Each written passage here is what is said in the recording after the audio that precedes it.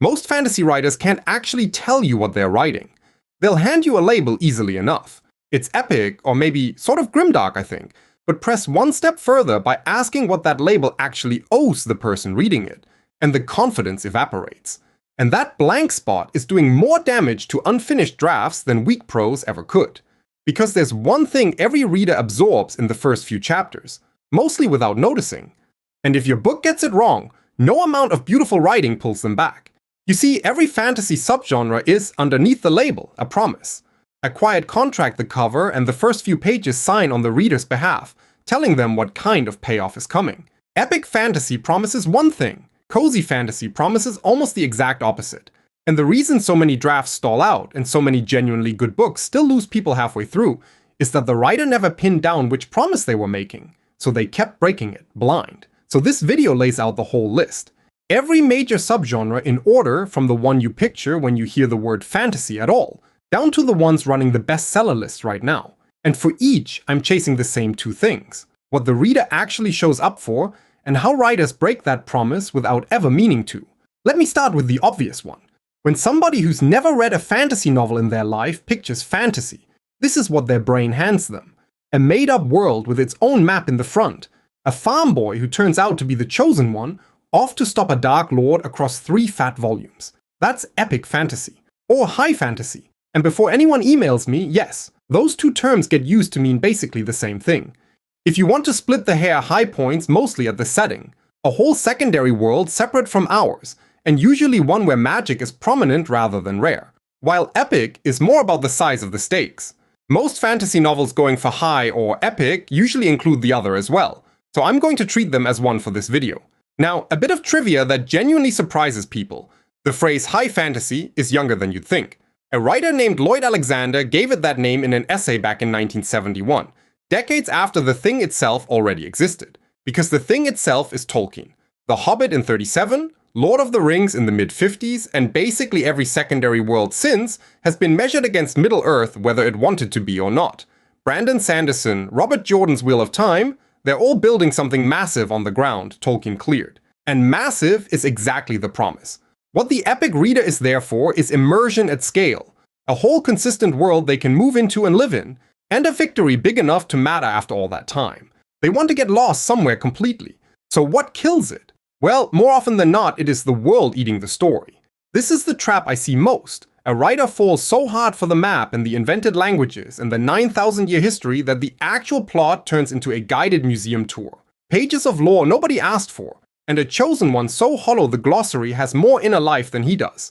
The reader came to live in a world, yes, but they came to live there through somebody they care about. Which gives you the whole fix right there. The world only matters because it's pressing on a person. Build the massive thing, absolutely, but build it around someone whose small human problem we can't look away from, and let all that scale actually weigh on them. Get that right, and epic is still one of the most powerful promises in the genre. Now, epic fantasy feels like the genre's starting point, the big bang everyone else reacted to. Except it isn't, not really. In print, the scrappier stuff came first. Before Tolkien was a household name, the pulp magazines were running something leaner and a lot less noble. Sword and sorcery. Picture the opposite of an epic. No grand quest, nobody chosen by destiny. Just a rogue or a sellsword chasing coin and adventure, getting out by luck and a fast blade and stumbling into fresh trouble the following week. The name is younger than the thing again. Robert E. Howard's Conan was swinging a sword in the pulps back in 1932, but the label sword and sorcery didn't get coined until 1961, when Fritz Leiber stuck it on the whole mode in a fan magazine. Leiber's own pair, Fafard, a giant northern barbarian, and the Grey Mouser, a small ex-wizard's apprentice turned thief, are the template.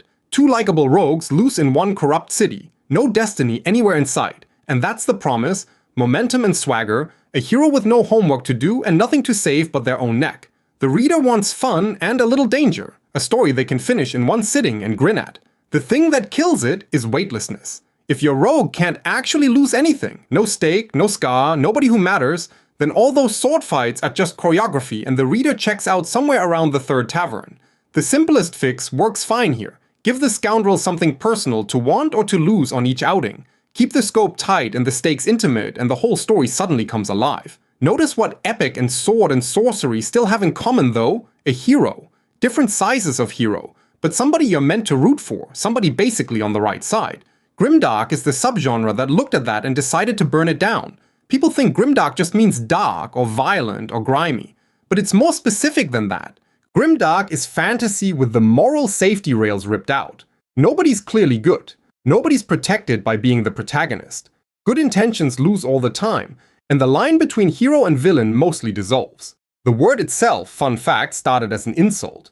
It comes from a tabletop wargame, Warhammer 40,000, and its tagline, "In the grim darkness of the far future, there is only war." Critics flung grimdark at any fantasy that seemed to wallow in misery.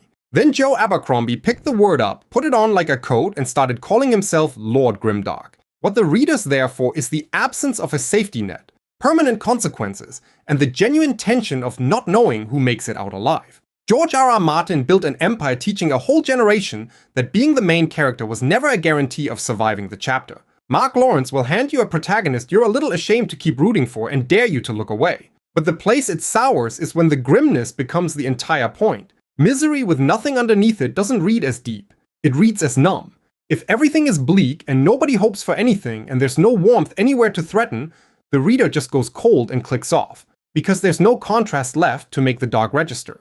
Even Abercrombie will tell you the grit has to be about something, so you fix it with contrast.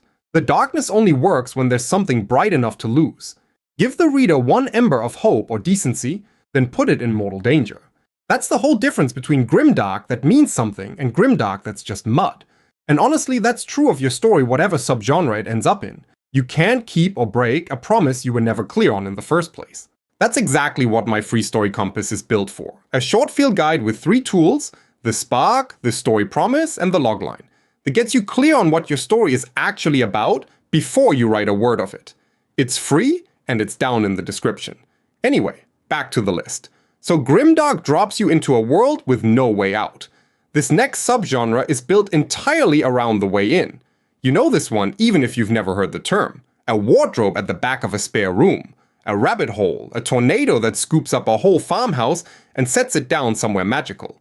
Portal fantasy is the story where an ordinary person from an ordinary world, usually our world, steps through some doorway into a magical one, and the whole adventure is all over there. Lewis Carroll sent Alice down the rabbit hole back in 1865, and the basic move has been working ever since. The Wizard of Oz Narnia, probably half the stories you loved as a kid.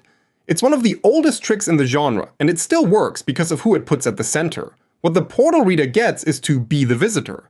You discover the magic world at the exact pace the main character does. Every rule, every wonder, explained naturally, because somebody genuinely doesn't know it yet. There's no clunky lore dump, because the protagonist is just as lost as you are, and that shared discovery is the warmest on-ramp the genre has. But that same setup has 2 ways to collapse. The first is a passive hero, somebody who just gets toured around the marvelous world going wow for 300 pages without ever doing a thing that puts them at risk. The second is the ending every editor groans at. They wake up, it was all a dream, none of it actually mattered.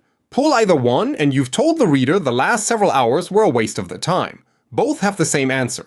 Give your visitor a reason the other world matters to them personally, and make coming home take something from them they can't get back. A door's only interesting if walking through it changes who walks back out. Portal fantasy sends an ordinary person out of our world to go find the magic. Urban fantasy does the sneakier thing. It leaves the magic right here behind the gas station and just doesn't tell most people. That's the whole pitch. Urban fantasy is set in the real modern world. Cities, cell phones, traffic, rent. Except magic is real and mostly hidden. And there's a secret layer of vampires, wizards, or worse running underneath the ordinary one. The term's been around since the 70s, but the version most people picture got nailed down by Jim Butcher's Dresden Files, which kicked off in 2000 with a wizard named Harry Dresden, working as a private investigator in Chicago. He's literally in the phone book under wizard. The promise is the thrill of, what if it were real here? The spreadsheet and subway world you actually live in, with a trapdoor in it. And because it's our world, urban fantasy gets to bolt on whatever else it likes and use the familiar setting to make the magic pop by contrast. A noir murder case here, a slow burn romance there. Where it falls apart is the masquerade. If there's a war between vampire courts tearing up downtown every weekend, the reader starts wondering why it's never once made the news. The secret world strains until you stop believing the secret part, and it leans on a shelf of prefab parts. The brooding vampire love interest, the werewolf with abs and pack politics, that can feel awfully off the rack. What rescues it is making the hidden rules carry consequences that stick and keeping them consistent, and letting the actual world do work the magic can't. The best urban fantasy feels like your own city with the lights turned just slightly wrong. Now, urban fantasy smuggles old myths into the present and files the serial numbers off. Some books skip the smuggling entirely and just retell the old story to your face. So, a fair question. Why would anyone pay for a story when they already know exactly how it ends? Everybody knows the Odyssey. Everybody knows the witch turns the sailors into pigs. And yet Madeline Miller's Circe, telling that exact myth from the witch's point of view, became one of the most beloved fantasy novels of its decade. That's the fairy tale and mythic retelling. You take a story the reader already half knows by heart, and you tell it again from an angle that makes it new. Naomi Novik does it with Slavic folklore in Uprooted. Catherine Arden does it with Russian fairy tales in The Bear and the Nightingale. What the reader's buying is recognition with a twist. The reader gets the comfort of the familiar shape and the jolt of seeing it from somewhere they've never stood. The villain's side or the silent woman nobody in the original ever bothered to ask. You're not learning a new story. You're catching one you trusted in a brand new light. And the way it dies is karaoke. If your retelling just hits the same notes the original already hit, with nicer production values, there's no reason for it to exist. You're riding the old story's resonance without adding any of your own. The fix is non-negotiable. The new version has to say something the old one didn't. A retelling justifies itself by re-seeing, not just retelling. Give me the angle only your version has, or hand me back the original. Those are some of the oldest stories we have. But next, let me bring up the one everybody is talking about. The subgenre that is, right now, dominating the fantasy bestseller list like nothing else. Romantasy. Fantasy fused with romance, and if you've been anywhere near a bookstore or book talk in the last couple of years, you've watched it eat the bestseller list alive. Sarah J. Maas kicked the modern wave off with A Court of Thorns and Roses back in 2015. Then in 2023, Rebecca Yarros' Fourth Wing, Dragons, A Deadly War College, A Slow Burn Enemies to Lovers, detonated, and Romantasy went from a niche tag to the biggest engine in the genre. And Romantasy is where this whole subgenre is a promise idea gets the sharpest. So stay with me here, because the thing writers get wrong about Romantasy is treating it as a fantasy novel with a romance subplot. It is not. In Romantasy, the romance is the spine. The love story is the actual plot. The fantasy, the war, the magic, the dragons, is the pressure cooker you lock the relationship inside. The reader came for the yearning, the tension, the will they won't they, and the payoff, especially the payoff, which is precisely how writers break the promise. They bolt the romance on late, or they keep yanking the camera off the relationship to go run some fantasy plot the reader doesn't care about half as much, and worst of all, they skimp on the emotional payoff the genre exists to deliver. A romantasy reader will forgive a lot, but not a love story that falls flat. Break that one, and it does not matter how gorgeous your magic system is. You made a promise on the cover and you didn't keep it. So build the romance like the load-bearing structure it actually is. Give it proper beats and a resolution worth the wait. And let the fantasy squeeze the couple instead of interrupting them. And honestly, that's the whole game in any subgenre. Figure out the promise, then actually build the novel that keeps it from the first page to the last. If you want the complete blueprint for doing exactly that, that's what my course, The Complete System for Writing Your Fantasy Novel, walks you through. 5 phases that take you from a blank page to a finished manuscript. More about it via the link in the description below. Anyway, back to the shelves. Romantasy runs on the highest voltage feeling there is. So let's swing all the way to the other end of the thermostat. Sometimes you don't want the world to end.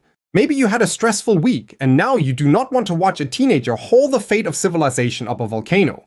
You want to know everyone's going to be okay. That craving has a whole subgenre now, and it's one of the fastest growing comfort reads in fantasy. Cozy fantasy. The unofficial motto is literally high fantasy, low stakes. The book that lit the fuse was Travis Baldry's Legends and Lattes in 2022, an orc who retires from the adventuring life to open a coffee shop. That's the plot. That is the whole glorious low stakes plot, and it became a runaway hit. The promise here is safety. The reader knows going in that it is going to be all right. And that's the point, not a flaw. The pleasure is warmth and competence. The small, genuine satisfactions of found family. It's the literary equivalent of a warm drink on a rainy afternoon. But low stakes is the trap as much as the promise, because cozy does not mean nothing happens. I watch writers here low stakes and draft 100 pages of pleasant people being pleasant, with no engine at all, and it just sits there. A cozy story still needs a want. Will the shop actually survive its first winter? Will this prickly guarded person finally let someone in? Keep the stakes small but genuine, something the reader can quietly ache over, so that gentle never slides into inert. The conflict is still there in a cozy story. You've just promised the reader it will end somewhere kind. But as much as cozy fantasy is defined by a feeling, the next subgenre is defined by a number, specifically by that number going up. There is a very particular pleasure in watching a weak character become strong slowly on the page, the hard way. You start as a nobody who can barely throw a punch, and then you train, you struggle, you level up, you unlock a new technique, and you climb, rung by visible rung, towards serious power. That climb, as the actual point of the book, is progression fantasy. And when the system is explicit, literal stat screens, level up notifications, a game-style interface right there on the page, that's its most popular flavor. Also called lit RPG. All lit RPG is progression fantasy. Not all progression fantasy bothers with the game stats. It's a young label. Progression fantasy only got coined in 2019 by the authors Andrew Rowe and Will White. But it is enormous, especially online, on web serial sites and in Kindle Unlimited, where readers inhale chapter after chapter after chapter. Will White's Cradle series, where martial artists climb tier after tier of cultivation, is the poster child. Rowe's own Arcane Ascension does it with mana and a magic school. What's on offer is the clearest dopamine in the fantasy genre. Measurable growth, hard rules and visible progress, the deep satisfaction of effort turning into power you can actually count. It scratches the exact itch a good video game does. And the way it goes hollow is power creep with nothing underneath it. If it's just numbers getting bigger and a shinier ability every chapter, the novelty wears off fast and there's nothing left to hold on to. A spreadsheet doesn't have stakes. Make every gain on that ladder, take something from the hero they can't shrug off, and tie every power up to a person we're invested in. The number going up only matters if we care what it's for. Do that, and the number on the page finally belongs to somebody. Now, progression fantasy is the most rules and numbers corner of the whole genre. The last stop on the tour is the most candlelit and the least certain of anything, and one of the newest of the bunch. Picture an old university, stone and ivy, libraries that smell of dust and old secrets, and knowledge that comes with a body count. That's dark academia, fantasy steeped in scholarship and ambition and elite institutions where magic is something you study, and the pursuit of it tips into obsession and the kind of ambition that gets people killed. Lai Bardugo's Ninth House put it on the map in 2019, with secret societies at Yale and a heroine who can see ghosts. R.F. Kuang's Bubble turned the magic of translation into a story about empire at Oxford. The promise is atmosphere wrapped around intellect, the seductive romance of libraries and candlelight and being the cleverest, most ambitious person in a very old room, plus the delicious danger of paying for what you learn. Smart people doing dangerous, morally questionable things in beautiful settings. The failure mode here is the most seductive one in this whole video. It is aesthetic with no engine underneath. It is so easy to photograph the mood, the tweed and the candlelight and forget to tell a story. You see, a vibe is not a plot. If nothing's actually at stake, you've produced a very pretty postcard nobody finishes. Put a genuine story under the aesthetic. Give it a want and something to lose. And let the atmosphere be the icing it was always meant to be. Then you're taking the subgenre seriously. And with dark academia behind us, that's the whole shelf. Or near enough. Because yes, there are more labels out there. Dark fantasy, flintlock fantasy, gas lamp. The weird stuff that resists every box you try to put it in. But almost all of them are just blends and flavors of the ones we've already covered in this video. And the secret sitting underneath the entire list is the thing we started with. None of these subgenres is really about dragons or coffee shops. Each one is a different promise to a reader, a specific deal about what kind of feeling they're going to walk away with. The writers who struggle are almost always the ones who never figured out which deal they were offering. So they kept breaking it by accident, chapter after chapter. And the moment you can say in one plain sentence which promise your story is making, you stop guessing and you finally start keeping it. But in order to do so, you need to know what tropes to include and how to use them. Because every single one of them is a small promise of its own. So watch this video here next, where I walk you through all the major tropes that every fantasy writer should know.